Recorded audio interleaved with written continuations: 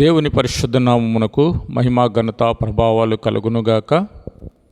చూడండి, పరిశుద్ధ బైబిల్ గ్రంథంలో పేతురు వ్రాసిన 2వ పత్రిక 1వ అధ్యాయము 13వ వచనం నేను చదువుతా ఉన్నాను. మన ప్రభువైన యేసుక్రీస్తు నాకు సూచించిన ప్రకారము నా గుడారమును త్వరగా విడిచిపెట్టవలసి వచ్చునని ఎరిగి, నేను ఈ గుడారములో ఉన్నంతకాలము ఈ సంగతులను జ్ఞాపకము చేసి మిమ్మల్ని రేపుట న్యాయమని ఎంచుకొనుచున్నాను. నేను మృతి పొందిన తరువాత కూడా మీరు నిత్యము వీటిని జ్ఞాపకము చేసుకున్నట్లు జాగ్రత్త చేతును. ఏలయనగా చమత్కారముగా కల్పించిన కథలను అనుసరించి మన ప్రభువైన యేసుక్రీస్తు యొక్క శక్తిని, ఆయన రాకడను మేము మీకు తెలుపలేదు, కానీ ఆయన మహాత్యమును మేము కనులారా చూచిన వారమై తెలిపితిమి.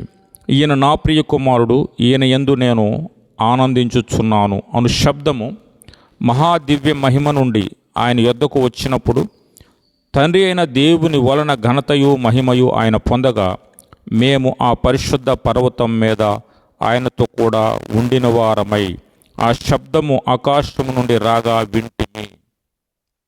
ప్రియులరా, పేతురు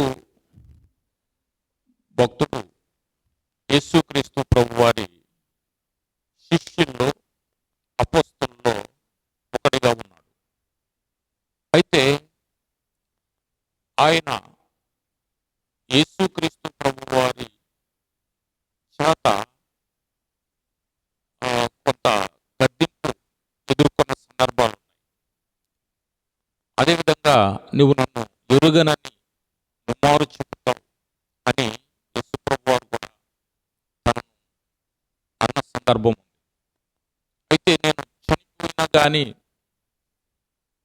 అలాంటి పరిస్థితులు వచ్చినా కానీ నేను నిన్ను ఎరుగనని చెప్పను. నేడు కోడి పూయకమునుపు, ముమ్మారు కోడి పూయకమునుపు నీవు అబద్ధం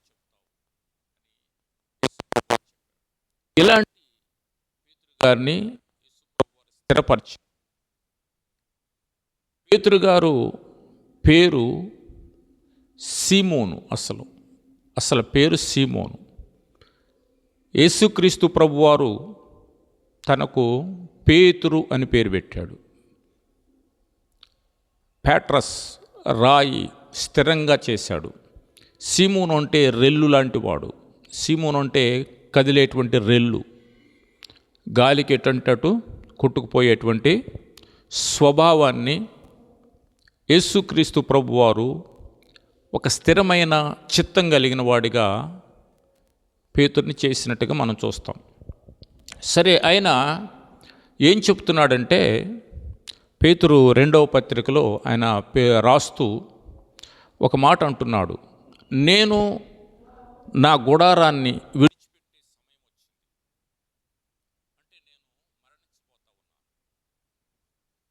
అంటే నేను మరణించిపోతా ఉన్నాను. అయితే మరణించబోయే ముందు అదేవిధంగా నేనేం చేస్తున్నానంటే, కొన్ని ఆత్మ సంబంధమైన సత్యాలు చెప్పి మిమ్మల్ని స్థిరత్వంగా ఉంచాలని, స్థిరపరచాలని నేను ఆశపడుతున్నాను. నాకు తెలుస్తుంది, త్వరగా నా గుడారాన్ని విడిచిపెట్టవలసిన సమయం వచ్చిందని నాకు తెలుస్తుంది. కాబట్టి మీ విశ్వాసాన్ని బలపరచడానికి, రేపడానికి నేను పూనుకుంటున్నాను. నేను బ్రతుకున్నప్పుడు అదే పని చేస్తున్నాను. నేను చనిపోయినాక కూడా ఇవే మాటలు జ్ఞాపకం చేసుకొని నా ప్రవర్తననైతేనేమి, నా పరిచర్యనైతేనేమి,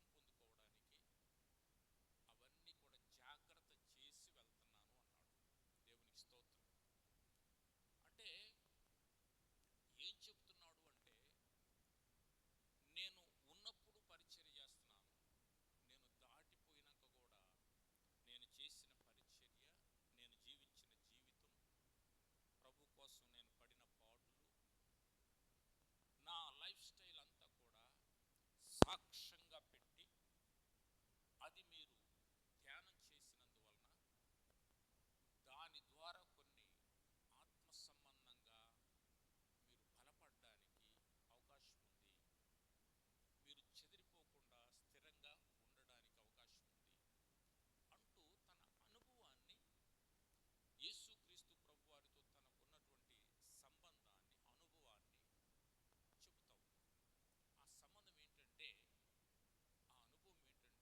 యేసుక్రీస్తు ప్రభువారితో తనకున్నటువంటి సంబంధాన్ని, అనుభవాన్ని చెబుతా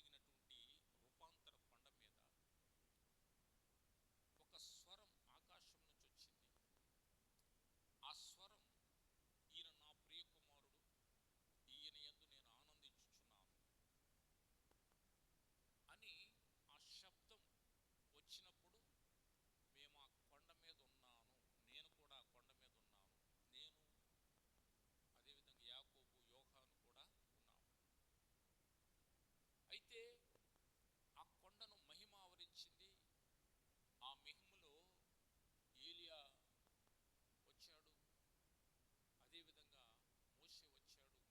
అదేవిధంగా మోషే వచ్చాడు. వీళ్ళందరూ వచ్చి అక్కడ ప్రభుతో మాట్లాడటం మేము కనులారా చూచాం. ఆ మహిమలో ఆయన ఘనపరచబడ్డాడు, ఆయన హెచ్చించబడ్డాడు. ఆయనను గురించే, ఆయన చనిపోయినాక కూడా మేము బోధించాం. ఆయన మరణ పునరుత్థానాలనే మేము బోధిస్తున్నాం. అంటే ఆయన ఏదైతే సాక్ష్యం నిలిపిపోయాడో, ఆయన ఏదైతే సువార్త చెప్పిపోయాడో, ఆయన ఏదైతే మరణ పునరుత్థానమై పరలోకానికి ఆరోహణమైపోయి వెళ్ళిపోయాడో, ఏదైతే మాకు అప్పగించాడో దానినే మేము చెబుతున్నాం, దానినే అనుసరిస్తున్నాం. అదేవిధంగా దానినే మా తర్వాత కూడా జాగ్రత్త చేస్తున్నాం. దేని కొరకంటే మీరు స్థిరంగా ఉండాలని అన్నాడు. దేవునికి స్తోత్రం. ఇంకొక మాట అన్నాడు ఆయన, చూడండి 16వ వచనం. చమత్కారముగా కల్పించిన కథలను అనుసరించి మన ప్రభువైన అయిన యేసుక్రీస్తు యొక్క శక్తిని, ఆయన రాకడను మేము మీకు తెలుపలేదు కానీ. అంటే యేసుక్రీస్తు ప్రభువారి చరిత్ర, పుట్టుక, పరిచర్య, తిరిగి రెండవసారి రావడం, ఇదంతా కల్పిత కథ కాదు, కల్పించబడ్డది కాదు. ఎందుకంటే ఆయన మహిమలో ఉండడం, ఆ మహత్యము కలిగినటువంటి కొండ మీద, మహిమ కలిగిన కొండ మీద ఆయన ఉండడం, ఆయన్ను దేవుడు నా కుమారుడు, నా ప్రియ కుమారుడు అనడం మేము కన్నులారా చూచాం, మేము విన్నాం, ఆ మహిమను చూచాం. ఆ మహిమలో ఆయన ఘనపరచబడ్డాడు, హెచ్చించబడ్డాడు, గొప్ప చేయబడ్డాడు అని ఆయనను గురించి చాలా స్పష్టమైనటువంటి మాటలు, స్థిరమైన మాటలు చెబుతూ ఉన్నాడు. దేవునికి స్తోత్రం. ఎందుకు ఈ పూట ఈ మాటలు మనం ధ్యానం చేస్తున్నామంటే, పేతురు గారు యేసుక్రీస్తు ప్రభువారి గురించిన సాక్ష్యాన్ని తన హృదయంలో స్థిరపరచుకున్నాడు. ఆయన ఏ మాటలైతే చెప్పాడో ఆ మాటల ప్రకారంగా తన జీవితాన్ని నడిపించాడు. అదేవిధంగా తాను వెళ్ళిపోతూ కూడా నా గుడారాన్ని విడిచిపెట్టాల్సిన సమయం వచ్చింది కాబట్టి మీరు నేను చెప్పిన మాటలైతేనేమి, నేను ప్రభువుని గురించి ఏ అయితే చెప్పానో అనుభవపూర్వకంగా చెప్పిన మాటలు, చమత్కారంగా కల్పించి నేను ఎప్పుడు చెప్పలేదు. ఏనాడు కూడా చమత్కార కల్పనలు, కథలు, పిట్ట కథలు ఇలాంటివేవి నేను మీకు చెప్పలేదు. ఆయన మహిమను చూచిన వాడనై, ఆయన మహత్యాన్ని ఎరిగిన వాడనై, నేను ఆయన నా కుమారుడు, ఆయన యందు నేను ఆనందించుచున్నాను అని దేవుని స్వరం ఆకాశం నుంచి రావడం విని, అదంతా కూడా అనుభవపూర్వకంగా ఆయనతో తిరిగి విని తిని అదంతా చెబుతూ ఉన్నాం. ఇది చమత్కార కథ కాదు, కల్పిత కథ కాదు, ఇది యథార్థ గాథ. ఇది సువార్త సత్యం. ఈ సత్యమే నేను చెబుతున్నాను. నా తర్వాత కూడా మీరు చెప్పడానికి, మీరు అనుసరించడానికి జాగ్రత్త చేసి వెళ్తున్నాను అన్నాడు. దేవునికి స్తోత్రం. కాబట్టి పేతురు భక్తుడు మనకి ఏమి నేర్పిస్తున్నాడు అంటే, మేము ఆ పరిశుద్ధ పర్వతం మీద ఆయనతో కూడా ఉండిన వారమై ఆ శబ్దం ఆకాశము నుండి రాగా వింటిమి. ఇంతకంటే స్థిరమైన ప్రవచన వాక్యం మనకున్నది. తెల్లవారి వేకువ చుక్క మీ హృదయములలో ఉదయించు వరకు ఆ వాక్యము చీకటి గల చోటున వెలుగిచ్చు దీపమైనట్టు ఉన్నది. దాని యందు మీరు లక్ష్యముంచిన ఎడల మీకు మేలు అన్నాడు. ఇంతకంటే స్థిరమైన వాక్యము అంటే ఆకాశము నుంచి ఈయన నా ప్రియ కుమారుడు, ఈయన యందు నేను ఆనందించుచున్నాను అనే ఆ ప్రవచన వాక్యము కంటే, అక్కడ కనబడ్డటువంటి మహిమ కంటే, ఇప్పుడు మనకివ్వబడ్డటువంటి ఈ వాక్యం చాలా మెరుగైనదట. ఇంతకంటే స్థిరమైన ప్రవచన వాక్యం అంటే ఈ పరిశుద్ధ బైబిల్ గ్రంథం దైవ ఆవేశం చేత వచ్చింది. మనుషులు తమ ఊహను బట్టి చెప్పుట వలన కలగలేదు అనే మాట కూడా అక్కడే ఆయన చెప్పాడు. చూడండి, ఆ మాట కూడా చదువుతాను. 20వ వచనం. ఒకడు తన ఊహను బట్టి చెప్పుట వలన లేఖనములో ఏ ప్రవచనమును పుట్టదని మొదట గ్రహించుకొనవలెను. ఏలయనగా ప్రవచనము ఎప్పుడునూ మనుషుని ఇచ్చను బట్టి కలగలేదు, కానీ మనుషులు పరిశుద్ధాత్మ వలన ప్రేరేపింపబడిన వారై దేవుని మూలముగా పలికిరి. దేవునికి స్తోత్రం. అంటే మీరు చదువుతున్న వాక్యం, మీరు అనుసరిస్తున్న వాక్యం, మీరు ఉచ్చరిస్తున్న వాక్యం, మీ జీవితాల్లో పనిచేస్తున్నటువంటి ఆ వాక్యం, ఇది మనుషుల ఊహను బట్టి వచ్చింది కాదు. దైవాత్మ మనుషులను ఆవేశించినందున వారిలో నుంచి ప్రవచన రూపంగా వచ్చినటువంటి గ్రంథము. కనుక ఈ వాక్యాలు మీరు ధ్యానం చేయండి, ఈ వాక్య ప్రకారంగా మీరు ప్రవర్తించండి, జీవించండి, మీకు మేలు జరుగుద్ది అని చెబుతూ ఉన్నాడు. దేవునికి స్తోత్రం. అంటే మేము పొందిన అనుభవాల కంటే యేసుక్రీస్తు ప్రభువారితో మేము ఉండి, తిని, తిరిగి, ఆయనతో నడిచి, ఆయనతో పాటు జీవించిన ఆ కాలములో ఉన్నటువంటి మాకంటే కూడా స్థిరమైన ప్రవచన వాక్యం మీ చేతుల్లో ఉన్నది. దాని యందు మీరు లక్ష్యముంచండి. మీరు లక్ష్యముంచితే మీ బ్రతుకులు స్థిరమవుతాయి, మీ విశ్వాసం స్థిరమవుద్ది. అవే సంగతులను యేసును గురించినటువంటి సంగతులనే నేను చెప్పాను. అవే సంగతులను స్థిరపరుస్తున్నాను. నా గుడారం విడిచిపెట్టే సమయం వచ్చింది, అంటే నేను మరణించబోతున్న సమయం వచ్చింది.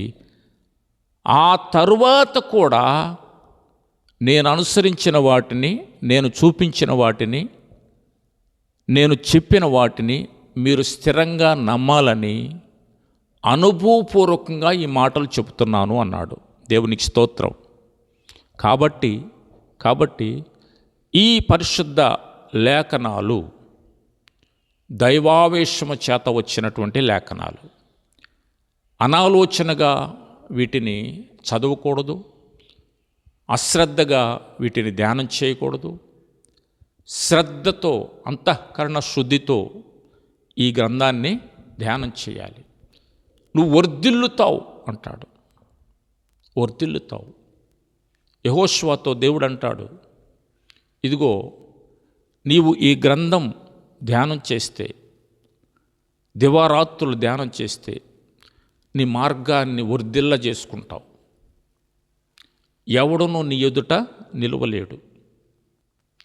నువ్వు బ్రతుకున్నంత కాలం నీ ఎదుట ఎవడో కూడా, ఏ శత్రువు కూడా నిలవలేడు అని ఆయనకు వాగ్దానం చేస్తాడు. దేవునికి స్తోత్రం. కాబట్టి పరిశుద్ధ బైబిల్ గ్రంథం దేవుని వాక్కు. ఈ వాక్కుని లక్ష్య పెడితే, ఈ వాక్యందు గురి కలిగి ఉంటే, ఈ వాక్యాన్ని అనుసరించడానికి ప్రయత్నం చేస్తే మనము దీవించబడతాము, ఆశీర్వదించబడతాము, వర్ధిల్లుతాము.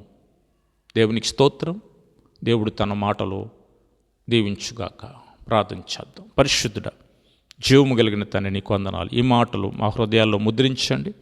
ఈ గ్రంథం ధ్యానం చేసేటప్పుడు అలక్ష్యంగా కాకుండా నాయన, శ్రద్ధగా నాయన, అయా శుద్ధ హృదయముతో నాయన ధ్యానం చేయడానికి సహాయం చేయమని, ఈ మాటలు విన్న ప్రతి ఒక్కరికి అలాంటి మనస్సు దయచేయమని యేసు నామములో ప్రార్థించి వేడుకుంటున్నాం తండ్రి. ఆమెన్.